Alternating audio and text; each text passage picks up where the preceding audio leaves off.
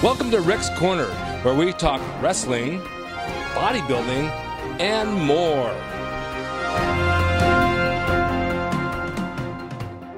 Welcome to Rick's Corner. Today I have a guest that all of you know around the world.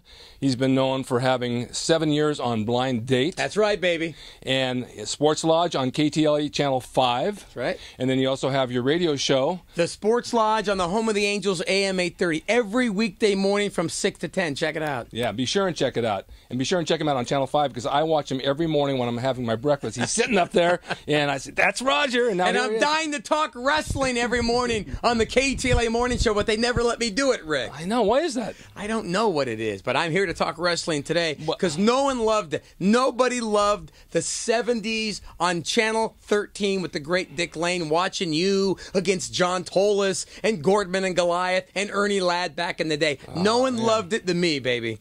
Well, that was the time. I mean, that was the time we pulled it all together. We had the greats. Like you said, you named all of them. There were so many. There was Mr. Saito and Kenji Shibuya from up north came down and wrestled. Mr. Moto, Freddie Blassie, right. All those guys. And the Olympic Auditorium back then had its own nostalgia. It was. I took Shane down one time. That was years later. I did a commercial there, and I said, come on down to the dressing room. He said, what for? I said, I just want you to smell. Just take it all And you know in. what? It's had that smell.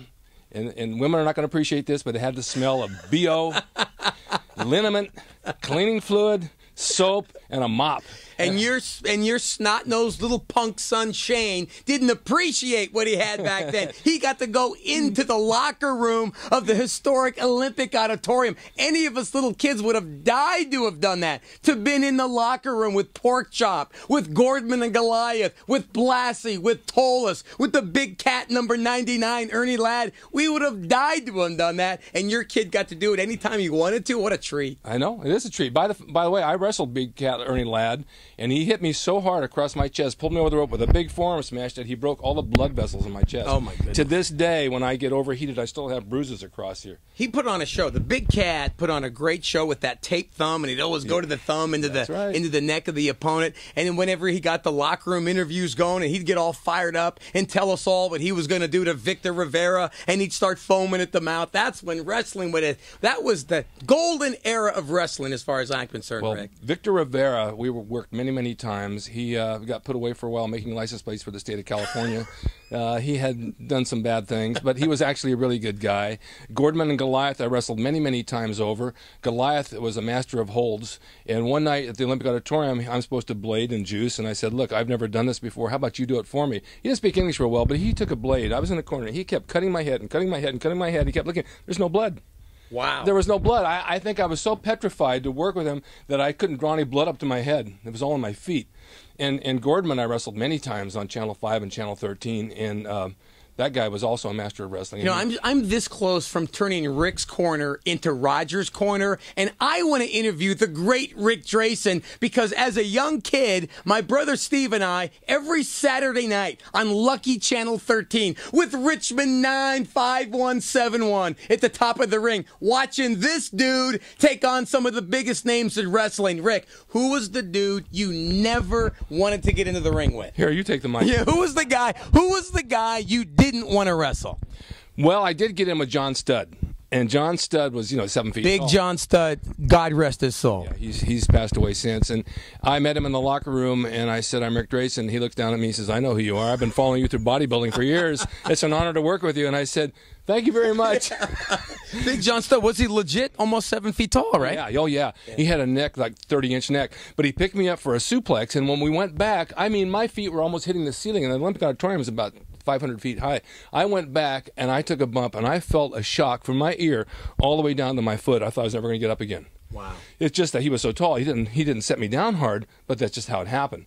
But he was an amazing guy and a fun guy to work with. Of course, he had a good following. For years, I heard that no one liked to get into the ring with Andre the Giant because Andre liked to take a sip of the booze once in a while, and no one wanted to get into the ring with Andre because he would mistakenly hit you for real often. True or not true? Whose show is this? Yeah, he was pretty inebriated when he would wrestle. He'd fall into the ring. Wow. You know, he's a big man. He's 500 pounds. And when I shared a dressing room with him, I'm sitting there. His ass was up to here on me. I couldn't even see his head, and his ring size on his finger was the size of a silver dollar.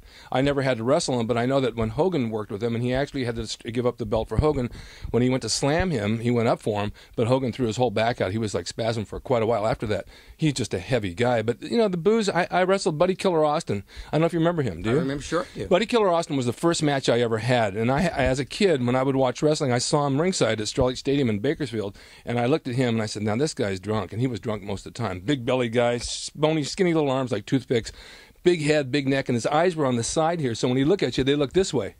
And it was really scary. The thing is that when I was training with Mae Young, and this is supposed to be about you. No, it's not. It's about you, baby. I was training with Mae Young, and for about 6 months, she says, you're going to have a show coming up, Channel 5. We think you're ready to work.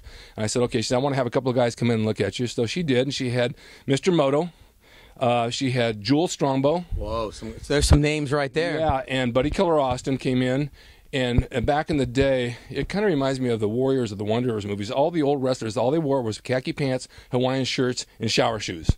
That was the rule of the day. That was your wardrobe. Well, they all come wandering in. Half of them can't walk, and they're looking at me. And she says, I just wanted to tell you that Buddy's going to be working with you on your first match. And oh, my God. Why do I have to wrestle this guy? Why? This guy's a killer. He killed somebody. I mean, I really believed it at the time. And he says, oh, let's just see what you know. And he gets in the ring, and he locked up with me so hard, his hands were like this, that I literally saw stars. I thought, what the hell? We're not trained to lock up like that. This is supposed to be loose. We're working. He says, just understand that I like to lock up hard. Then I get loose and we work. Wow, this is great stuff from the Equalizer right here. What have we learned so far? Well, we've learned that Big John Studd, he didn't like to wrestle with him. We know that Andre the Giant liked to take a hit of the booze before the ring, and we learned that Buddy wasn't his buddy. But Rick Drasin, the Equalizer, who was the guy that when you were driving to the arena and you knew you were going to get in the squared circle with this particular guy, you knew damn well you were going to have a great show that night? Jack Armstrong. Wildman Jack Armstrong was probably one of the best matches I ever had. He wrestled out of New York. He was 300 pounds. He dropped down to about 225, 230. He ran the 26-mile marathon. The guy could go crazy in the ring like a wild man, but we had the best matches. We had probably maybe 60 to 75 matches together, and he was a heel. I was a face. I was a young, good-looking guy with hair and just a mustache. Now I'm an older guy with no hair and still handsome as hell. But you're still hot. I'm still hot, and I even like myself. and the thing is that we had good matches. We'd go 20 minutes, 25 minutes, and never repeat anything, and just carry it on.